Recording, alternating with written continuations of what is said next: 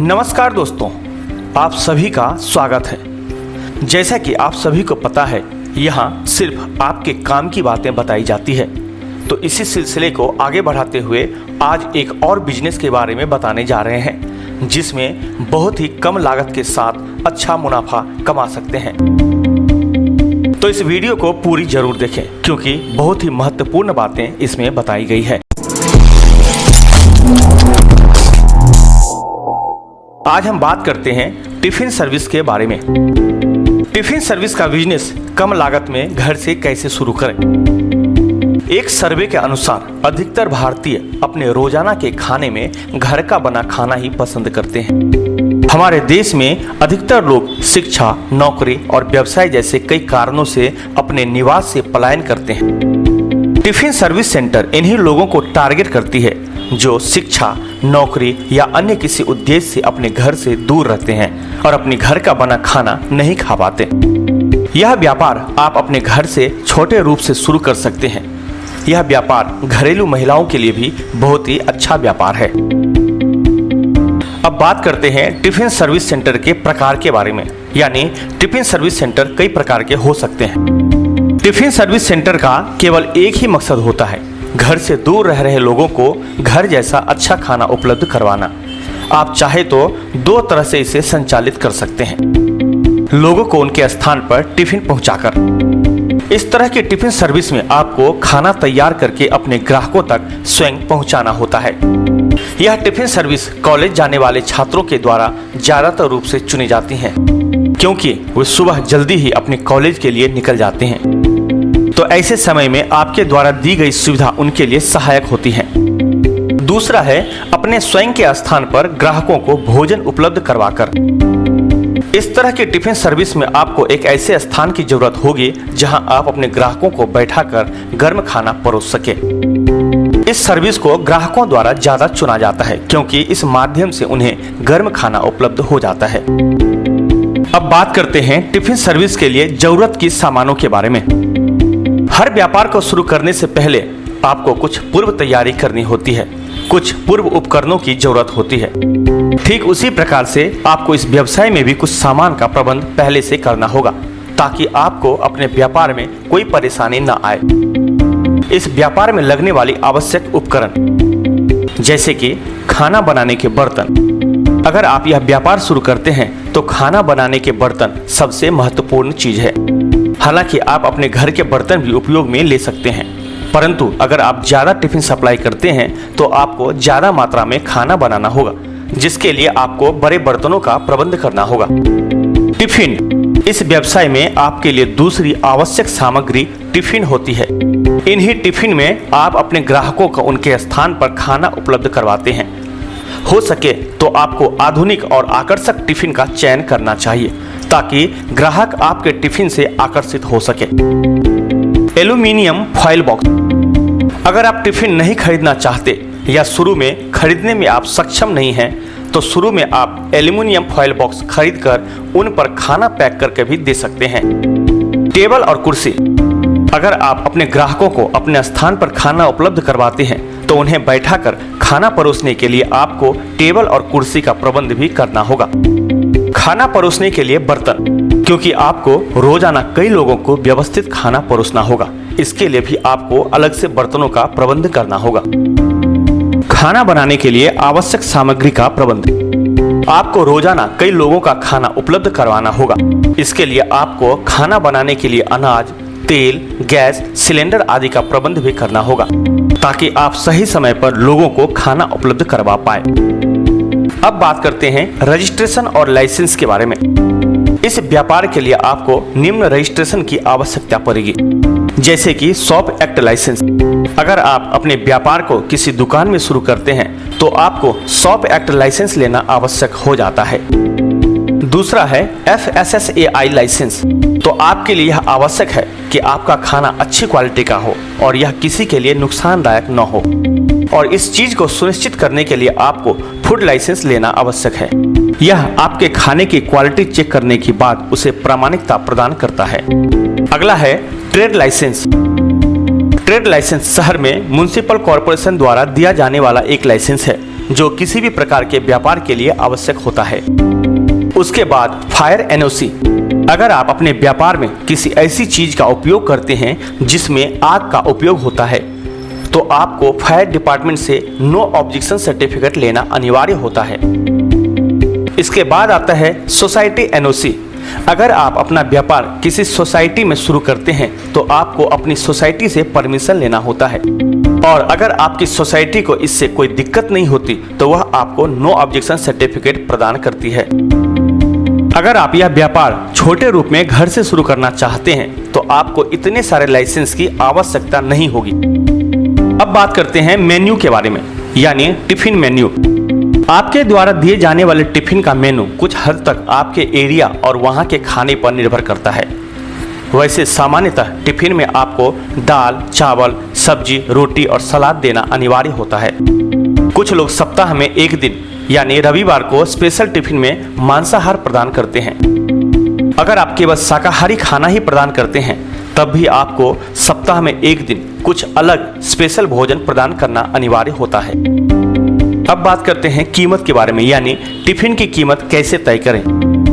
अब सवाल उठता है कि आप अपने टिफिन की कीमत कितनी रखें। तो इसके लिए आपको अपने एरिया में रिसर्च करनी होगी और आसपास में अन्य टिफिन सर्विस सेंटर की कीमत पता करके उनके हिसाब से ही अपने टिफिन की कीमत तय करनी होगी। अब बात करते हैं कस्टमर के बारे में, यानी टारगेट कस्टमर। आपके व्यापार में आपके टारगेट कस्टमर इस तरह के हो सकते हैं, जैसे कि शिक्षा के लिए घर से दूर रहने वाले विद्यार्थी। आजकल कई शहरों में विद्यार्थी अपने घर से दूर रहकर शिक्षा ग्रहण करते हैं। ऐसे में घर जैसा खाना उनकी सबसे बड़ी जरूरत है और आपके लिए आपके टारगेट कस्टमर हो सकते हैं। दूसरा, जॉब के लिए घर से बाहर रहने वाले बैचलर। कई लोगों को नौकरी के उद्देश्य से अपने घर और परिवार से दूर अनजान शहर में रहना होता है। ऐसे में अपने खाने के लिए ये लोग इन्हीं टिफिन सर्विस सेंटर पर निर्भर रहते हैं और यह आपके लिए आपके टारगेट कस्टमर हो सकते हैं। जॉब करने वाली महिलाएं जो बाहर जाकर जॉब करती हैं और अपनी व्यस्त दिनचर्या में खाना बनाने का समय नहीं निकाल पाती, आप उन्हें भी अपना टारगेट कस्टमर बना सकते हैं। स्कूल और कॉलेज। कई स्कूल अपने विद्यार्थियों को स्कूल में ही खाना प्रदान करते हैं। ऐसे में अगर आप यहाँ कॉन्ट्रैक्ट लेते हैं तो यह आपके लिए अच्छा बिजनेस का स्कोप हो सकता है। इसके अलावा आप कॉलेज में भी कैंटीन का कॉन्ट्रैक्ट ले सकते हैं। अब बात करते हैं इन्वेस्टमेंट के बारे में। अगर आप अपने घर से टिफिन बनाकर लोगों को उनके घर तक सप्लाई करते हैं तो आपको केवल कुछ टिफिन या एल्यूमिनियम फॉइल बॉक्स खरीदने होंगे और खाना बनाने के लिए सामान खरीदना होगा। इसमें आपको बहुत कम लागत लगेगी। आप मात्र 5 से 10 हजार रुपये लगाकर अपनी कमाई की शुरुआत कर सकते हैं। इसके अलावा अगर आप लोगों को अपने स्थान पर खाना सर्व करते हैं तो आपको जगह, टेबल, कुर्सी और खाने के बर्तन भी खरीदने होंगे और आपका इन्वेस्टमेंट बढ़ जाएगा। ऐसी स्थिति में आपको लगभग 1 लाख से 1.5 लाख रुपए तक का खर्च उठाना पड़ सकता है। अब बात करते हैं प्रॉफिट यानी लाभ के बारे में। यह व्यवसाय एक फायदे का सौदा है। इसमें आप लगभग 40 से 50% तक का लाभ कमा सकते हैं। जैसे यदि आप एक टिफिन 2000 रुपये में सप्लाई करते हैं तो आप इसमें 800 रुपये तक बचा सकते हैं। इस तरह से इस व्यवसाय में आपकी संपूर्ण कमाई आपके द्वारा सप्लाई किए गए टिफिन की संख्या पर निर्भर करती है। अब बात करते हैं लोकेशन यानी जगह। अगर आप यह व्यापार शुरू करने का सोच रहे हैं तो आपके लिए अच्छा होगा कि आप इसे किसी स्कूल, कॉलेज के पास शुरू करें ताकि आपको स्टूडेंट से अच्छा बिजनेस मिल सके। इसके अलावा आप किसी ऑफिस एरिया के नज़दीक भी अपना टिफिन सेंटर शुरू कर सकते हैं। यहाँ आप वर्किंग लोगों को दोपहर का खाना सप्लाई कर अच्छी कमाई कर सकते हैं। अब बात करते हैं रिस्क के बारे में। हर व्यापार की तरह इस व्यापार में भी कई रिस्क हैं जिसका आपको ध्यान रखना होता है ताकि आपको किसी बड़े नुकसान का सामना न करना पड़े। इस व्यापार में आने वाले रिस्क इस प्रकार के होते हैं, जैसे खाने का टेस्ट। कई बार ऐसा हो सकता है कि आपके खाने का टेस्ट आपके ग्राहकों के टेस्ट से अलग हो। ऐसे में आपके व्यापार को नुकसान का सामना करना पड़ सकता है। इस स्थिति को निपटने के लिए आपको अपना व्यापार शुरू करने से पूर्व अच्छे से रिसर्च करना आवश्यक है। अब बात करते हैं प्रतिद्वंदी के टिफिन की कीमत। हो सकता है कि आपके कॉम्पिटिटर आपसे कम कीमत में खाना सप्लाई करते हों। ऐसी स्थिति में यह आपके लिए रिस्क साबित हो सकता है।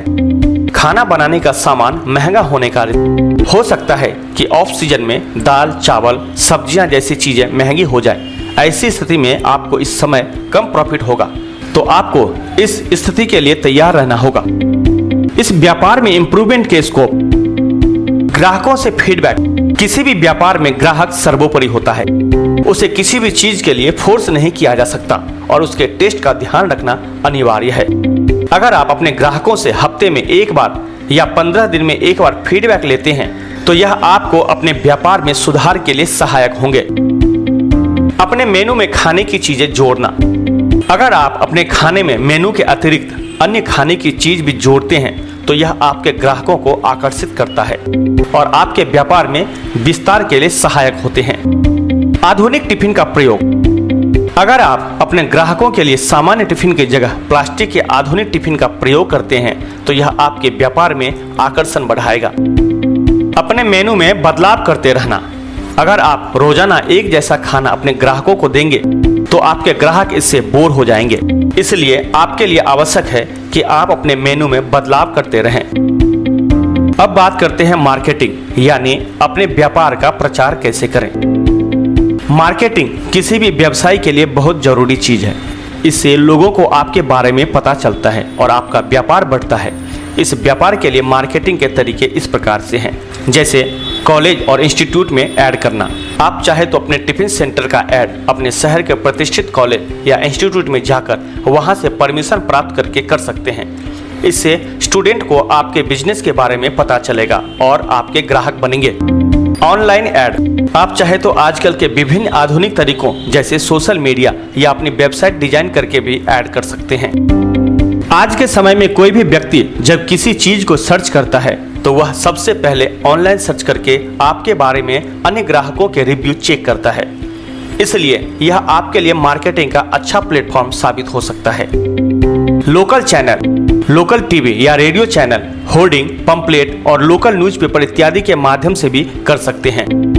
इस तरह से टिफिन सर्विस सेंटर का व्यापार एक बेहद कम लागत में शुरू किए जाने वाला मुनाफे का व्यापार है। आप इसे बहुत छोटे स्तर पर शुरू करके अपार सफलता प्राप्त कर सकते हैं। तो हमें उम्मीद है कि यह वीडियो आपके लिए बहुत ही उपयोगी होगा। इसी तरह के अन्य महत्वपूर्ण वीडियो को देखने के लिए इस चैनल को सब्सक्राइब करें, क्योंकि यहाँ सिर्फ आपके काम की बातें बताई जाएंगी।